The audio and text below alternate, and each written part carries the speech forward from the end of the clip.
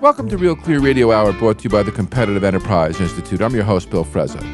This week, we dig into biofuels, the Paris Climate Treaty, and the Supreme Court's stay of the EPA's so-called Clean Power Plan. In the second half of our show, we'll speak with energy analyst Robert Bryce, senior fellow at the Manhattan Institute, about the seemingly immortal ethanol racket. Up first, Marlo Lewis from the Competitive Enterprise Institute brings us up to date on the brewing battle over the Paris Climate Treaty. Marlo, welcome to the show. Hey, Bill, it's a pleasure to be with you today.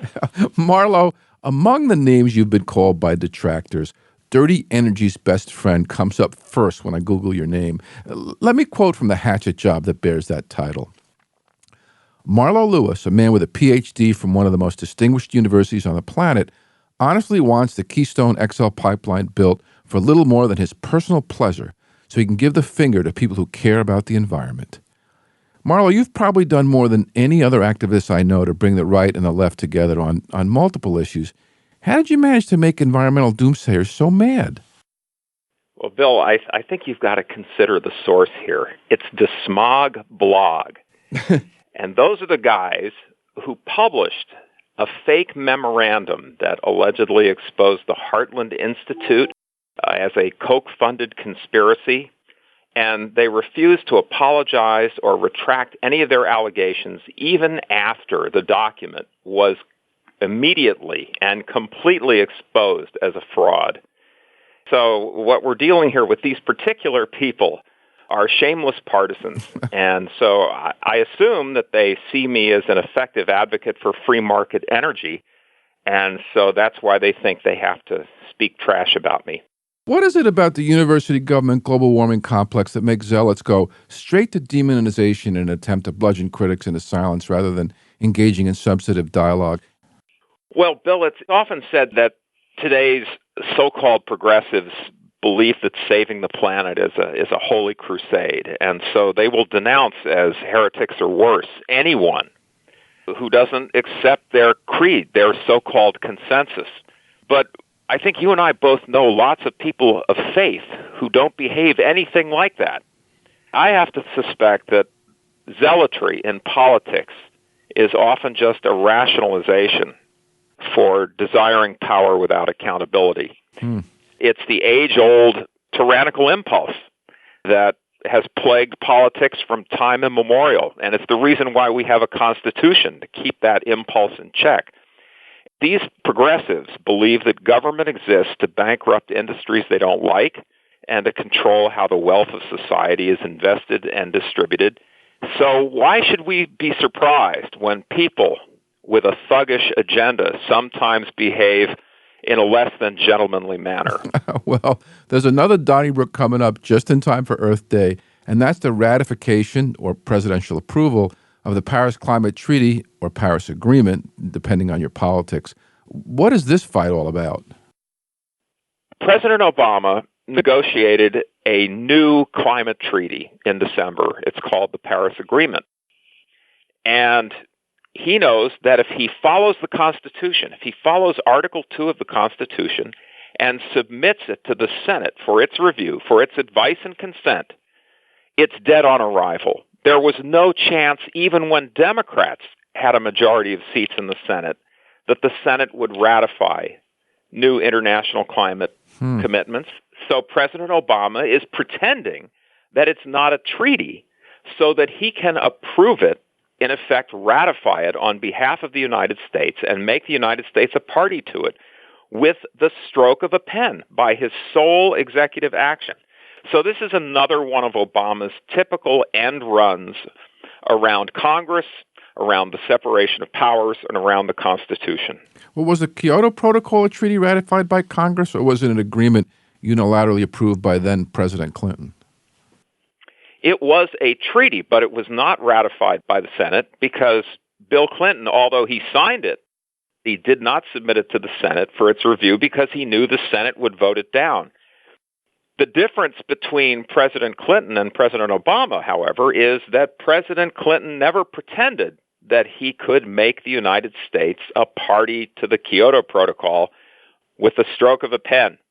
All he could do was sign it, which meant that it was a treaty pending ratification. and that ratification never happened. Obama thinks he can skip that part, the part required by Article 2 of the Constitution.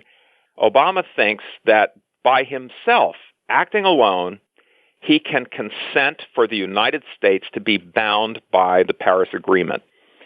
That's flouting the Constitution in a very egregious way. Well, the pen and the phone plan seems to be working if the executive agencies follow along with it. Isn't that what's likely to happen here? All executive agencies take their instructions from President Obama now, and the EPA is the prime beneficiary of this climate coup, if you will, because the EPA will be in charge, really, of coordinating all U.S. government action to comply with this treaty, which means all regulation of all industries. What Obama has pledged under this Paris Agreement is to reduce U.S. emissions of carbon dioxide and other greenhouse gases 26 to 28% below 2005 levels by 2025. All of Obama's policies and all of EPA's regulations, both the ones that have actually been adopted and the ones that have even been proposed, only take us a little more than halfway to that goal. So what Obama is trying to do through this treaty is commit the executive branch of the United States to churn out more and more regulations after he's left office to bring us in compliance with an agreement which the Senate has not ratified through regulations like EPA's Clean Power Plan that would be itself dead on arrival if it had been submitted to Congress as legislation.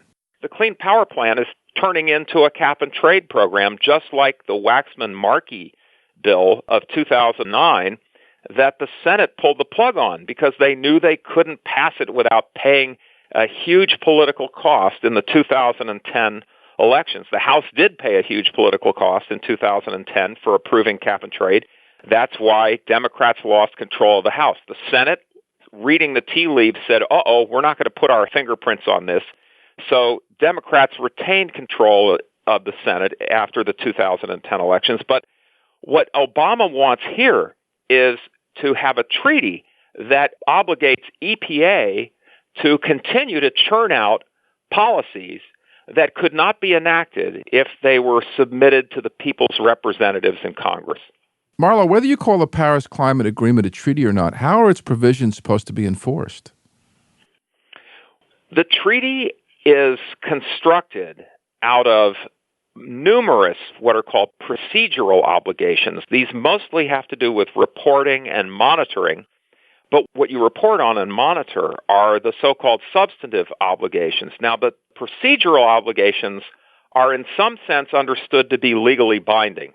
There's absolutely no enforcement mechanism in the Paris Agreement, but nonetheless, under international law, those procedural agreements to report and monitor would be considered legally binding. And what you report on and what you monitor are the substantive commitments, which are not understood to be legally binding, but they are huge. The other big substantive commitment is to reduce emissions, these emission reduction pledges. Now, what Obama knows is that America is a nation of promise keepers, and that it doesn't really matter if you're the United States, whether the solemn promise you make is legally binding or not. If you're America, you keep your promises. It's what you do.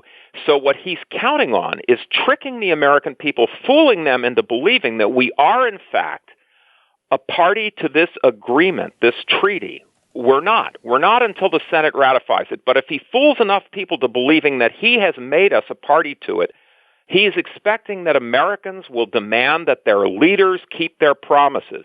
And so that's how this treaty will be enforced, through a process that Obama calls naming and shaming. It's sort of like the old socialist routine of criticism and self-criticism. The Paris Agreement involves something like 17 multilateral bureaucracies that will do nothing except endlessly meet to report and monitor on whether or not the United States and other countries are living up to its promises. And if Americans believe that we're really a party to this agreement, they will demand that their leaders not embarrass the United States and keep America's promises. And so even though none of the big substantive agreements will be legally binding, that will be a distinction without a difference, because here we believe that whatever promises we make should be kept. So what we have to do is prevent Americans from being hoodwinked by Obama into believing that he can bypass the Constitution and make the United States a party to this agreement by his sole action. Marlo, I understand that the Paris Climate Agreement requires developed countries to pay $100 billion a year to developing countries, including dictators like Robert Mugabe, who's already put his request in. What's that all about, and how much would U.S. taxpayers have to fork over to cover that bill? Well, it's hard to know exactly what amount we would be expected to pony up, but it would definitely be billions, because we are, after all, the richest country in the world. $100 billion a year is the floor. That's the minimum ambition that they're expecting will somehow materialize by the year 2020.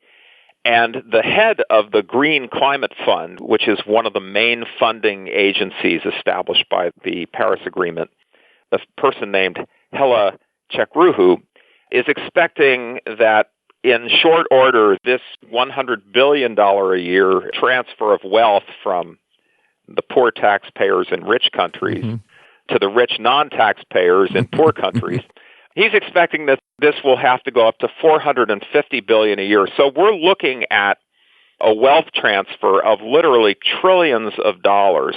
That's really the name of the game for most of the countries that are involved in the Paris Agreement. Robert Mugabe doesn't really care about climate change. He cares about getting his hands on American boodle. And so, again, this target, because this is a substantive commitment, is not legally binding. However, we will have maybe a dozen multilateral bureaucracies which will constantly debate and monitor and report on how much of this money from developed countries hasn't come yet and how much more is needed. And then, of course, every year the Conference of the Parties will meet, and so 160-plus developing countries can complain loudly about how they're not getting as much as they were promised. So is this climate payola supposed to compensate people in third world countries for the fact that we're going to prevent them from developing their industries, we're going to prevent them from deploying electricity, and we're going to force them to continue to live in poverty? Well, the proponents of this wealth transfer don't put it that way. They say this will help them avoid our mistakes and leapfrog over the fossil fuel era so they can go straight from pre-industrial society into the green economy of the future. And also, some of this is supposed to help them adapt to climate change, as if climate change were some terrible calamity that's destroying wealth all over the world. You know, you look at the data, for example, weather-related damages. Once you adjust the damages, as you must, for population growth, the wealth and assets that are actually exposed to bad weather, inflation, and so on, you find out that there has really been no change, for example, in hurricane-related damages in the United States since the year 1900. In fact, there has been about a 20% decline in real wealth loss due to hurricanes in the United States once you make these sorts of adjustments. But the propaganda is that climate change is responsible for all bad weather, and so anyone who's experienced bad weather and losses from bad weather is entitled to compensation or is entitled to some kind of subsidy to help harden infrastructure so that it's less prone to damages in the future. So all of that, including, of course, financing solar panels and wind turbines in third world countries, is all part of this package. Marlo, on a related note, when it comes to the power of the pen and the phone, the Supreme Court recently blocked the Obama administration's efforts to impose the EPA's so-called Clean Power Plan on American industry. What was that plan? The Clean Power Plan is an EPA takeover of state electricity markets, state electricity policies. It's a breathtaking coup d'etat, basically putting EPA in charge of directing the evolution of electricity markets and infrastructure in all the 50 states. And I call it a coup d'etat because if you look at the Clean Air Act, It has nothing to do with electricity restructuring, grid management. The EPA is trying to spin all of this out of a tiny little corner of the Clean Air Act. It's Section 111D of the Clean Air Act, which has been used a total of 5 times in the last 40 years to address 4 minor pollutants, and only once since 1996. Here's the real shocking thing about this. What this provision of the Clean Air Act does is it gives EPA the ability to set pollution standards for existing, that is to say, already built sources, stationary sources. All right, a source is defined by the Clean Air Act as a building, installation, facility, or structure. In other words, it's a particular physical object. EPA is claiming that entire states are sources. And so EPA is saying, because we have the power to regulate sources, we have the power to regulate the interconnected marketplace, the networked industry, the larger economy of which the source is a part. This is such an egregious overreach. They are basically just rewriting the law to suit their own view of how it should operate. So why did the Supreme Court decide to issue a stay in the lower court's decision to allow the EPA to go ahead and implement the Clean Power Plan?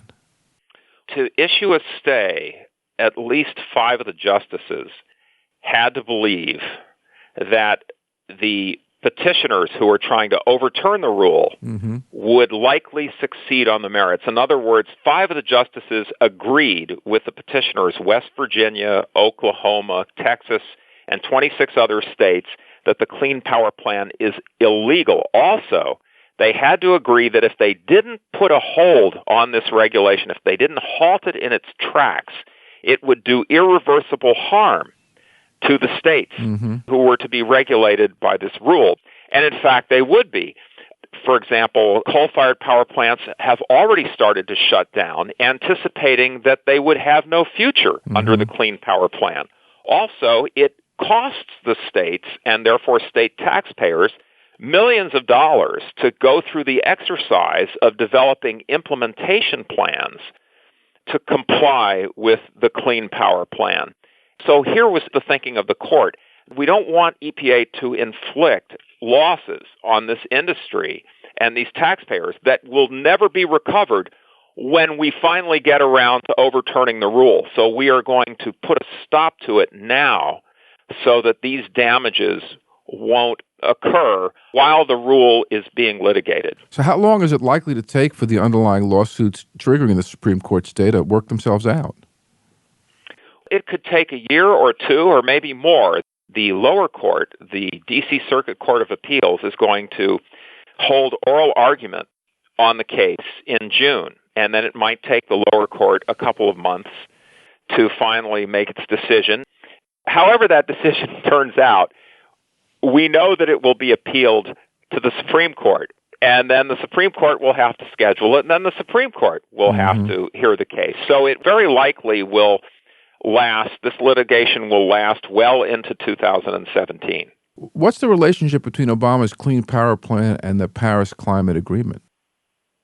They are joined at the hip, Bill.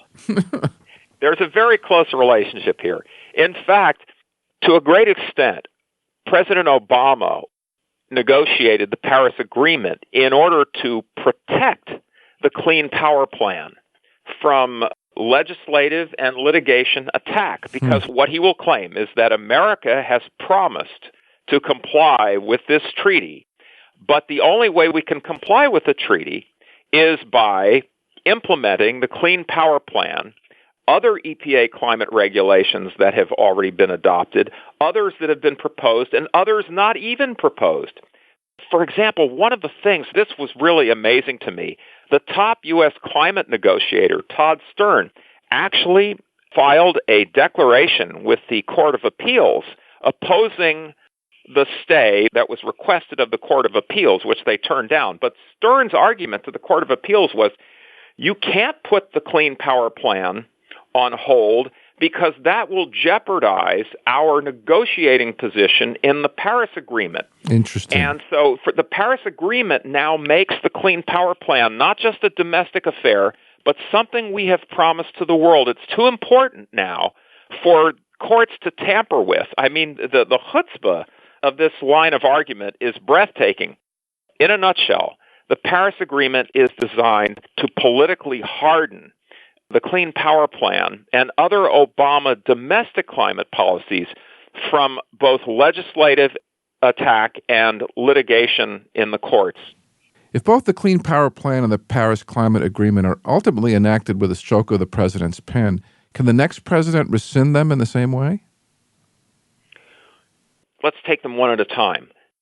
With the Clean Power Plan, the next president, in order to undo it, would have to engage in a whole new rulemaking. What the next president might do, for example, would be to argue that under the Clean Air Act, the only thing that EPA could do to an existing coal-fired power plant is require that it become somewhat more efficient in order to reduce its carbon dioxide emissions by a few percent. That would be the legal way of doing it if you assume that the Clean Air Act addresses greenhouse gas emissions at all. And of course, that's the path that Obama rejected because he wants big reductions, and the only way you get big reductions is to actually require coal-fired power plants to shut down, not to make them more efficient at the margin, but to shut down. The next president could have his EPA propose a rule to rescind the current Clean Power Plan. So we'd have to go through that whole process again. As far as the Paris Agreement, what the next president should do is submit the Paris Agreement to the Senate saying, this is a treaty, I want you to vote it down. My recommendation is that you vote it down. And then, failing to get 2/3 of senators present to concur with it, it would be dead. Marlo, I suspect most Americans look at these procedural arguments as a bunch of Washington inside baseball. What's at stake for the average person? Well, for the average person, it means your electricity prices are going to go up, your heating bill is going to go up, gasoline prices will go up, everything that you buy that's made with energy, which is to say just about everything, will become more costly. Job growth will slow down. I mean, our economy is still recovering from a terrible recession. This will just keep a lid on the American dream. We will be increasingly fighting over a shrinking pie because that's all our political system will allow us to do. Marlo, thanks so much for coming on the show and putting things into perspective. Bill, thank you so much for having me on the program. That was Marlo Lewis from CEI here on Real Clear Radio Hour, brought to you by the Competitive Enterprise Institute. I'm your host, Bill Frezza. You can check out Real Clear Radio Hour on Facebook or follow us on Twitter at Real Clear Frezza. While you're at it, take a look at realclearmarkets.com, my go-to place for diverse views on political economics. Today's program was partially underwritten by the generous support of Old Boston Restorations, a Victorian property management company in Boston's South End. Ahead, we'll speak with Robert Bryce, Senior Fellow at the Manhattan Institute, about the impossible-to-kill ethanol racket. Stay tuned.